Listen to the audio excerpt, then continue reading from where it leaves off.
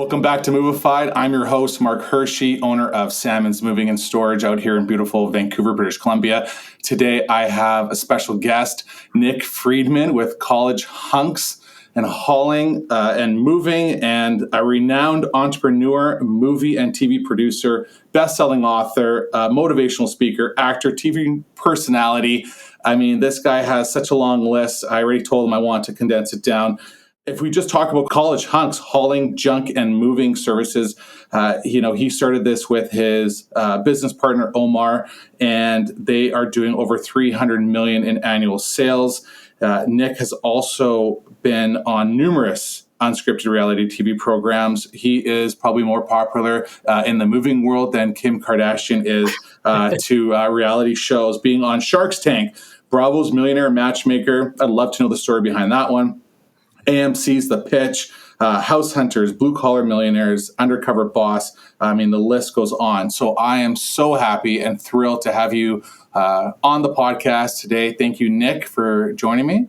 Thank you. Appreciate the warm introduction. My mom obviously wrote that one, which is why it's so lengthy. That's right. Yeah, I got baby photos on here, and I got this whole span. It's actually funny, when I was doing some extra research, I've been following you and Omar for years. It's hilarious, and I bet you probably look back at it too, because it's like watching your different hairstyles, your different weight losses. It's like you see these transformations of the young Nick, the older Nick. It's probably wild to look back on your journey. Absolutely. It's been a 20-year journey, a 20-year overnight success, and it is fun to see sort of the different phases and the different little side quests that we've dabbled in, which you touched on some of those in the bio as well. Yeah, it was funny because I thought about you this morning as I got into an elevator with two of my toddlers, and the elevator got stuck. And I'm thinking in my head, I'm like, oh, this reminds me of that time that one of the College Hunk guys got trapped in an elevator and, lended their back for a nice old lady to sit on. And I was like, okay, kids, come hang out on my lap for an hour as we got stuck in the elevator this morning. So it was an interesting morning for sure. Wow. Well, I'm glad you made it here. But yeah, that was one of those viral stories that you can't even, orchestrate or produce. It was, we were doing a move at an assisted living facility, and the elevator got stuck with one of our movers in it, as well as one of the elderly residents. And the elderly resident was having a bit of a panic attack because she couldn't stand for an extended period of time. And like you said, our mover got on his hands and knees and let her sit on his back as a human bench for about the 20-30 minutes that it took for the elevator to be rescued. Somebody captured a photo. I think the fire department captured a photo when the elevator opened, just because it was such a funny sight, and it was shared on social media and it went viral. It actually got named on one of those lists that you sometimes see on social media, where it's the top 10 photos that'll restore your faith in humanity. And I always use that as an example when we talk to people about the importance of core values and company purpose, because you can't have all the what ifs in your operating manual. What do you do if you're stuck in an elevator with an elderly woman who's having trouble standing? So having those standards and those principles that help attract the right people into your organization so that they make the right decisions at the right time to represent the brand is exactly what happened there. So funny that not funny that happened to you. Glad you're safe, but the fact that conjured up a recollection of that story of what happened in our business.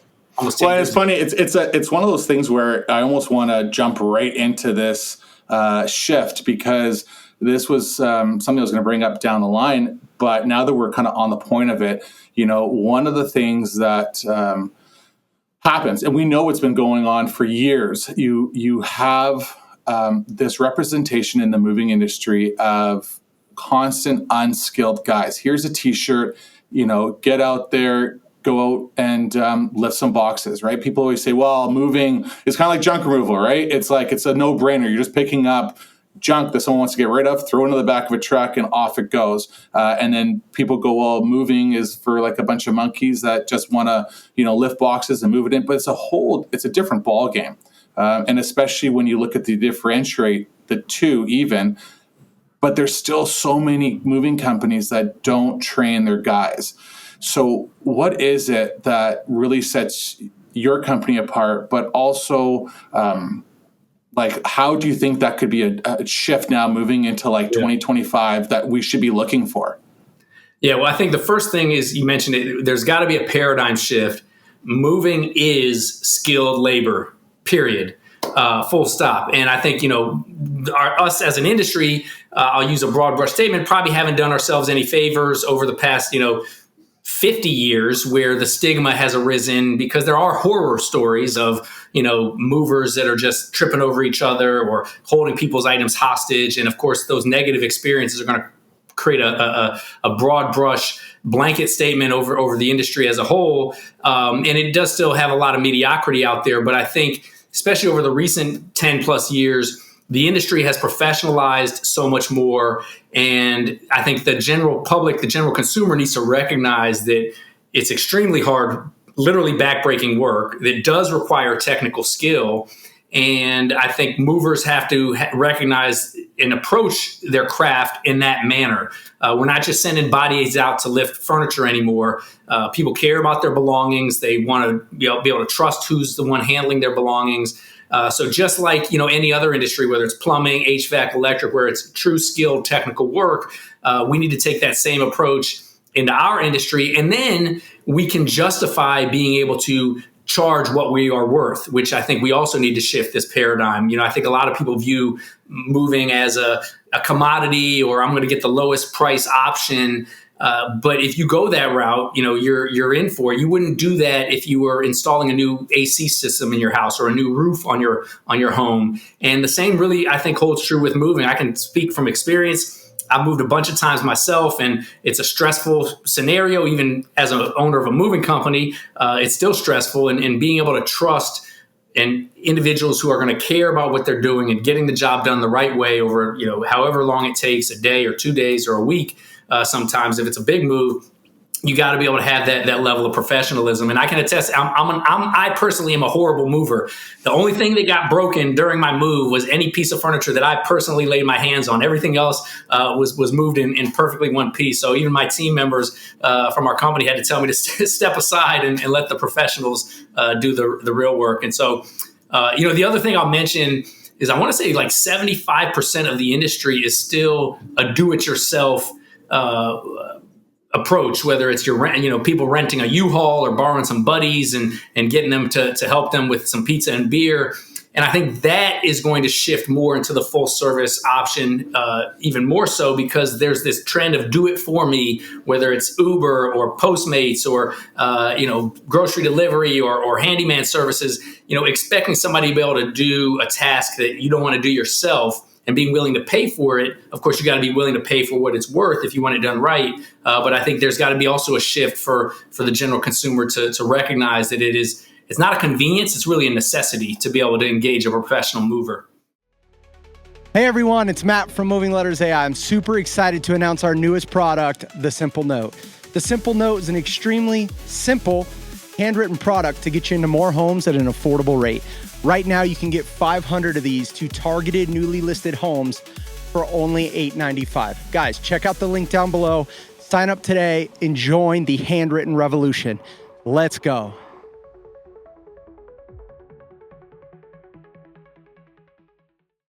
I agree. And I feel like you just unpacked a lot right there. One, I'm also a horrible mover. I mean, I would suggest that I'm a decent mover. I just find that I hurt myself. Every time I'm on a job site, I end up with like a cut on my hand. I've like scratched the wall because of my watch. Like, I'm like the clumsiest guy you've ever met on a job site, like a big bull in a china shop. So when I look at these statistics, when I roll back to 2008, when you and Omar said, hey, you know what, here's the recession, this is what's going on, junk hauling has maybe been in a massive decline, not too many people are doing it, they're dealing with, just trying to pay their mortgages and survive. You flip it to moving. What were you looking at? Like, was there certain moving companies that you had met up with, or some business owners, or, what was the game plan? Did you guys make like a playbook in the beginning of getting that moving company started with like training the right guys, as opposed to, I want to know what you did in the beginning, and then I want to know what you were doing today that has totally changed your guys' mindset on how the crew should be trained?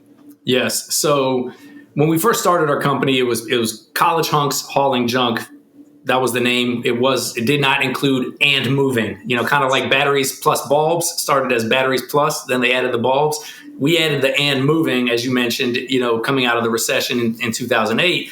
We realized very quickly, hey, we can expand our core competency from hauling people's unwanted items to anything that trucks and labor can be a provider of solutions for, which includes moving people's belongings that they don't want to get rid of. And getting into that was a shift for us, because when we started, we were the college hunks. We were the ones lifting the heavy furniture and putting it on the back of the truck, probably like most moving companies or hauling companies start out. And as I mentioned a second ago, I'm not personally the best at moving items carefully. I'm always in a bit of a rush. I'm not paying attention. I'm not focused. So we did, one of the things there's actually a book that we read that I quote quite often where it says, ask who, not how. So we wanted to get into the moving space. We kind of had to say, okay, well, who do we need to tap into to learn how to do this? And at the time, there wasn't podcasts like this or retreats like the one that I'm speaking in a couple months. And so, we just tapped into the American Moving and Storage Association.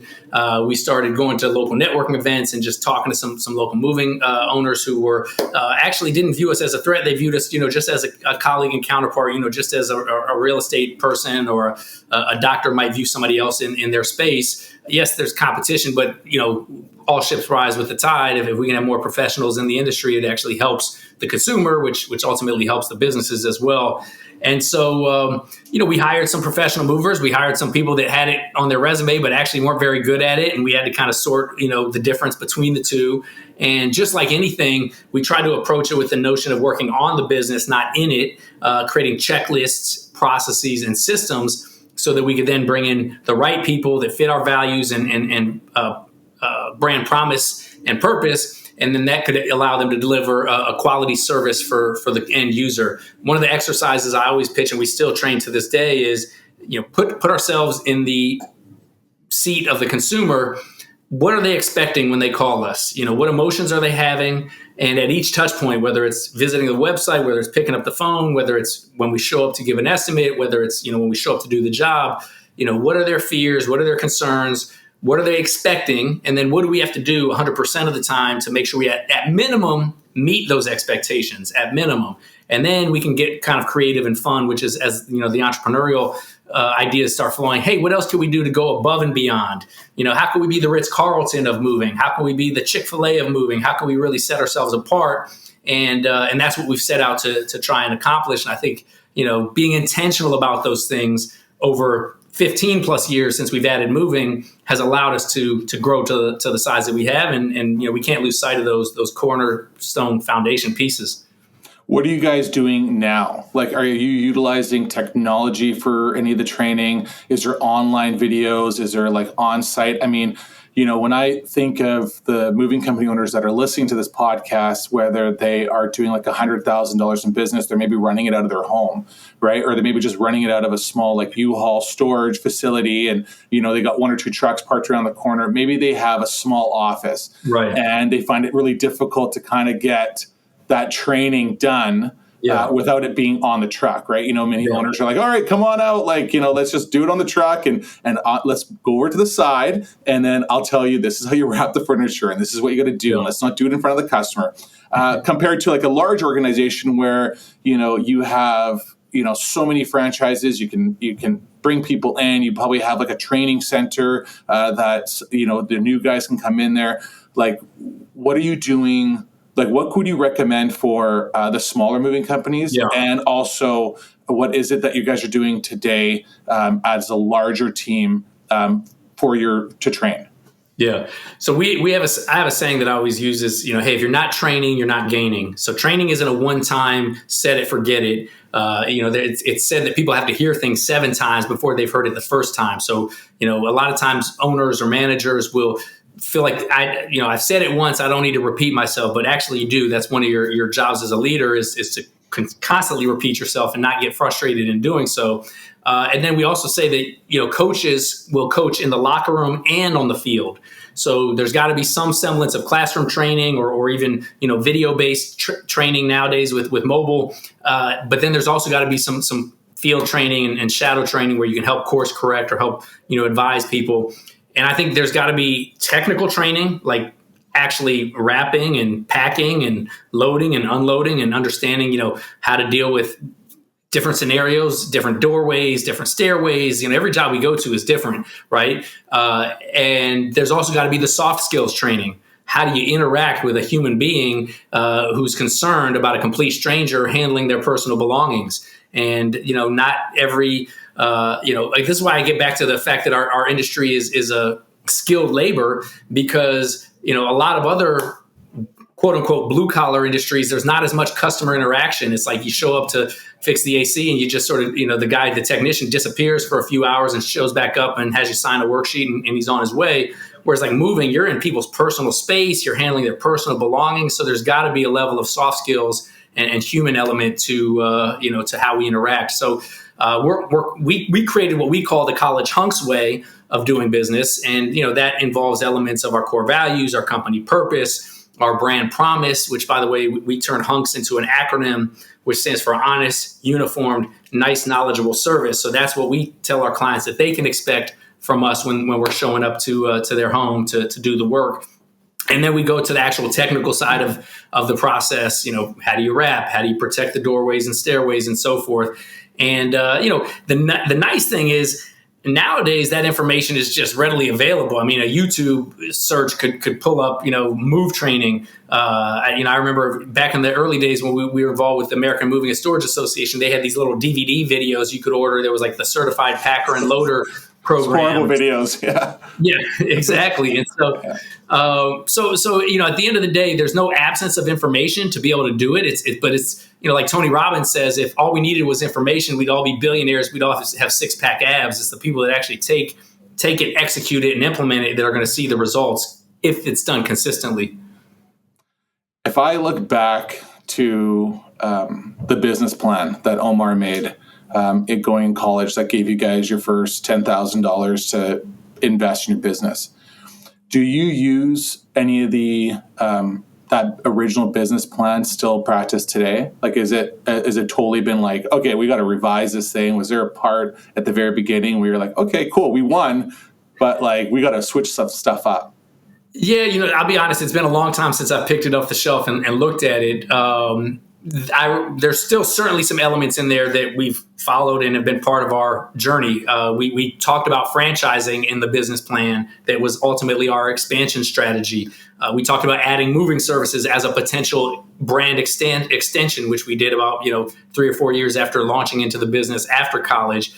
There were some other things in there that we talked about that didn't come to fruition. We talked about having a sort of a thrift shop online marketplace for resale of items. And a lot of people would ask us and still ask us to this day, because we have a junk removal component to our business, is like, hey, are you selling the items? What do you do with this stuff? And we've realized that, donating and recycling the items is much more efficient and effective than trying to figure out how to store them and sell them and list them and so forth. So we haven't created any systems around that. It was, an idea, because at the end of the day, a business plan is all just sort of a list of ideas that you kind of think could work. And then ultimately you're going to do micro tests with the ideas in the business plan. You're going to see what the market is telling you, and you're going to start doing more of what seems to be working and less of what seems to be not working. So, that's kind of how that is. I think some entrepreneurs will spend way too much time planning and not enough time taking action. I'm a little bit more of a ready, fire, aim kind of guy. Is, you have the plan in place, let's go start executing, and then let's make some micro adjustments in the game. And, sometimes you can get a little bit ahead of your skis doing that. They say it's like building your plane when you're in the middle of the flight. Things can be a little bit challenging in that regard. But I think you'll never get off the bench if you're just tooling around with the plan, too much in the early days. MoverMarketing.ai is changing the game for moving companies with their innovative digital marketing solutions. I've been working with them on my SEO and website, and the results are incredible. My online presence has improved, making my site both visually appealing and highly visible to potential customers. But that's not all they do. Mover Marketing AI offers a full range of services, from engaging social media management to robust branding, advertising, and public relations. They help you build a strong, trustworthy brand. If you're ready to elevate your moving business, I highly recommend Mover Marketing AI. They've been a game changer for me, and they can be for you too. Thanks to Mover Marketing AI for sponsoring this episode and for their support. When you look at those early days and you started having what? I'm going to rephrase this good question for you so I can hit you hard. When I think of, starting off a moving company or even a junk hauling company, I really want to kind of make sure that my first location is good to go before I want to open up another one. When you guys started, how fast were you to open up 2-3 more locations? And was that a franchise model right off the gate? Or was it, hey, we got a couple friends or some people that were working for us that were like, look, we really want to put you down as a franchise. And then you kind of ran with that model and went from there. Yeah. So I think in hindsight, we probably did both too quickly. We expanded too quickly and we franchised too quickly. But getting back to my last response, which is, sometimes you just got to take action and then sort of figure it out as you go. Looking back now, 15, 20 years ago, maybe it was the right decision to try to move quickly and make those in-game adjustments. So what I mean by it was premature, we didn't have everything figured out with our core local operation. We hadn't maximized the footprint we had up in the Washington, D.C. area, which is where we started. But franchising seemed like a glamorized way to grow. We had these, lofty aspirations of being a brand that could expand into other markets. And it was somewhat convenient. Omar had a buddy from college who was down in the Florida region whose family had been involved as a franchisee of a lot of different brands. And he kind of raised his hand and said, hey, I want to be your first sort of test market franchise owner. So we made a lot of early mistakes in franchising because we didn't have the systems built out. I think a lot of people get into franchising for the wrong reasons, us ourselves included. We thought it was going to be sort of an easier path to scale. We kind of had this glamorized notion of franchising associated with this term passive income, which was very, opposite of what franchising is. It's a very active, heavy lift, long road to scale. You need 100 plus franchisees before, the royalty stream can really be self-sustaining. We didn't know any of that getting into it. So once we started marching down that path, we kept going, and then realized, okay, we're too far to turn back. So let's just keep going. And then eventually we made it across that Rubicon abyss and to the other side where we're scaled and we've got a national household brand name. But I think in those early days, maybe a little bit that naive mindset allowed us to take some of those risks because we didn't know what was, awaiting us behind door number 1 or door number 2. So we just picked the door and started running. What was some of the mistakes that you would, if you met someone today being like, stop, don't do it. I did it. This is not good right off the bat. So a lot of people approach me to franchise their business, not just if they're moving or hauling, but just any small business. Cause we just got International Franchise Association Entrepreneurs of the Year. So people think of us as franchise guys. And I'll spend the first 5 minutes first asking them questions about kind of why they want to franchise, if they're ready to franchise. And I'll actually, in some cases, spend the second 5 minutes trying to talk them out of franchising because they may not have sort of the reality in mind of what it all is going to involve. It's going to cost several $100,000, if not $1 million, to build out the franchise model and get it to scale. It's going to be a huge distraction away from their core business, their day-to-day business, to be able to sell, support, and build out the infrastructure to scale a multi-site operation.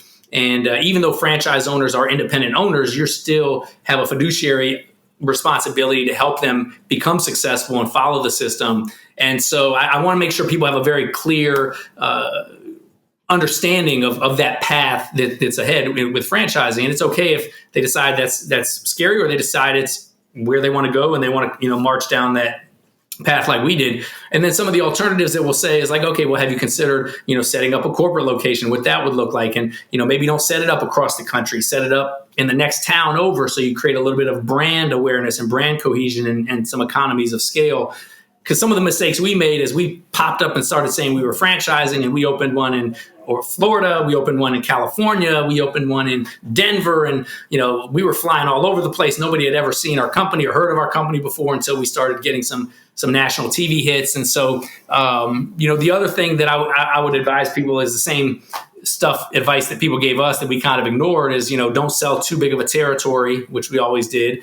Don't sell it to people just because they can fog a mirror and write a check, because you want to make sure that these are business partners that you want to be in business with. Easier said than done. When you're an early stage franchisor, you need that money. You need that franchise fee. So, you're kind of like willing to take some risks, knowing that inevitably this person is going to be kind of a negative drain on the culture of the system. And so, those would be some pieces of wisdom I try to impart. I'm probably painting a little bit of a bleak outlook. It's not that bad, right? We wouldn't have done it if we didn't think it was going to work out, and it's worked out very well for us. But I just want people to know, just like starting a new business doesn't mean it's going to be rainbows and unicorns. And, what you see on social media or what you see in the press, paints this picture like it was an overnight success. And it was never that. If you talk to any entrepreneur, and I'm sure all the, listeners can relate to that as well. Were you listening to my podcast this morning that just dropped? Because I was talking about rainbows and unicorns as well, too. So I love it. I wasn't, but great minds alike there. That's right. When we talk about franchises, before I kind of switch the subject, what do you guys do for holding people accountable? Like, have you ever been to a point where you're flying out to that franchise location, having to sit down, fire them, let them go, and go like, This is not working, we can't have it? Or are you just sending in like somebody else? Like, is there a certain accountability at the beginning, and especially now, that you guys really hold strong to go, like, you have to meet this expectation or you're out? Absolutely. We call them brand standards and core value alignment. Brand standards is pretty simple. Are they delivering the service at a consistent level? Is their net promoter score, consistent with our system? Are they falling behind? Are they responding? We know that moving can never be perfect, right? There's going to be slippage, breakage, mistakes happen. But how are we recovering from those service recoveries? Are they actually addressing them proactively, or are they, arguing with people on social media about, whether or not we broke the piece of furniture or scratched the floor or what have you, or showed up late or misquoted. So those are the things we try to address up front, both in our franchise agreement and in our franchise training. And we do have some accountability criteria where, we can take over the customer relation and, hold the franchise owner accountable to that. We do have some corrective action that we would ask the franchise owner to take. And then, worst case scenario, we have the ability to kind of help transition the franchise owner out of the system if we think it's not a good fit, either to help resell it or to help transfer it to a neighboring franchise. And that has unfortunately happened before. But that is also kind of a unique aspect of franchising is, they're not employees. So you can't just fire them at will, or even, for cause in some cases. There's got to be a corrective term period. And so you got to be really careful about, who you bring into your organization, because they are more like business partners than they are like employees. And so you want to make sure that it's, is this somebody, I would hire if they were an employee, because it's going to be very challenging to try to fire if there are some compromises to the brand standards. And then we've got also, our core value alignment that's important too is how we communicate with each other internally as well, just as equally important as, external communication with clients. So, not being a jerk, not being an a-hole or whatever to our staff. Look, I'm the owner of the company. I'm the founder of the company. If you want to yell at me because of, how things are going in your business, that's fine. But don't be, yelling at one of our team members who, they're here to earn a living, and they're here to help you be successful, and they're doing their best. It doesn't do you or them any good to, create some infighting. The enemy is not internal. And has it happened? Has that happened? Yeah, it's happened. It's happened where, because, look, business is emotional. There's a lot of stress involved. And whether you're a franchise owner or an independent business owner, you sometimes can lose your temper, but we got to make it clear, like, we can't lose our temper with our colleagues. We can't lose our temper with our employees. We can't lose our temper with our clients. And we certainly can't lose our temper with the franchisor either. We're all, let's give generous intent, let's be compassionate with one another, and let's, speak with proper etiquette, and that's how we're going to carry ourselves if we're going to be a professional organization. That's not to say we don't hold people accountable. Getting back to what you said earlier, it's not all rainbows and unicorns. My business partner said we need the right balance of Sesame Street and Wall Street. Let's be warm on people, cold on the numbers. The numbers tell a black and white story, but we're not going to be jerks to one another in the process. And so that's the balance that we've tried to strike within our organization and with our franchise relationships as well. Well, we talked about Brian Scudamore from 1-800-GOT-JUNK because he started his company up here in Vancouver. And one of the things that he said to me, and he said to many people that he always says, is when he looked at hiring people in the beginning, he always looked at, can I invite this person over for a family barbecue? Can I share a beer with this person and share a meal with my family? And if I can, and we have a good relationship, you're hired. And yeah. I feel like College Hunks really holds true to that as well too, and wants to have that in their core values. I agree with that 100%, but I will say you've got to have some level of skill and will in addition to, passing the beer drinking test, right? Because otherwise you've got a daycare center where everybody's really nice and cordial and friendly to one another, but nobody's getting anything done. So we say the soft stuff doesn't work if it isn't backed up by performance-based toughness. And so that's why I think that Sesame Street, Wall Street balance is so critical, because we were guilty in the early days of our business of reading all these warm and fuzzy company culture books, and we're going to be this warm, vibrant, Zappos-like company. And then the minute we started trying to hold people accountable to their performance, it was almost like they were getting offended. They were like, "Whoa, this isn't in line with our core values and culture." I'm like, well, wait a minute, where did we go wrong here? We made a mistake. Right. We didn't set the expectation that you got to perform in your role. You have a job to do. This isn't a rec league team. This is a professional sports team. So we've got to have a dynamic locker room where, yes, we can get together and break bread with each other. But when we're on the field, I'm counting you to run the right route. I'm counting on you to catch the pass when I throw it to you. I'm counting on you to block and tackle. And so I think that maybe sometimes gets understated when people are talking about, just hire for attitude and you can train everything else. I agree, the hire for attitude, train for skill, but, not everybody's cut out to be a good mover, can't lift, the heavy objects, or can't, like myself, they're in too big of a rush. As much as you train me, I'm not going to be a good mover myself. So you wouldn't want me in that role. And so I think there is the balance that we have to strike as leaders in business. Now, somebody heard that you were going to be on my podcast, and they emailed me a question that they really wanted to hear. So I hope you don't mind. No. It came from an Suleiman@gmail.com. He said that if your business partner wasn't your best friend in the beginning and you were trying to start this hauling junk, would you be able to succeed on your own without him? Yeah, you set me up on that one. So, Solomon, that's my business partner, Omar. Yeah. Very incognito there. So to answer the question, business partnerships are very interesting because you've got to have alignment of values and vision. You got to have a level of trust and openness with one another, and you got to be willing to call things out and not take things personally or harbor resentment. So when I look back at our friendship and our business partnership, I think we've been able to maintain that. We may disagree on certain tactics. We may disagree on certain approaches. But at the end of the day, I have had that question. It's like, could we have gotten this far without one another? No, the answer is. And two, would we have even wanted to? And the answer is no there too, because, heavy is the head that wears the crown. If you're by yourself, on an island, it can be lonely. Having somebody to share in the ups and downs, the celebrations and the challenges, I think is worthwhile, especially if it's somebody who you trust, who you enjoy the company with, and you have shared, vision and values. So good question. Yeah, you like that? Yeah, he didn't email me, but I thought it'd be pretty funny. No, that is great.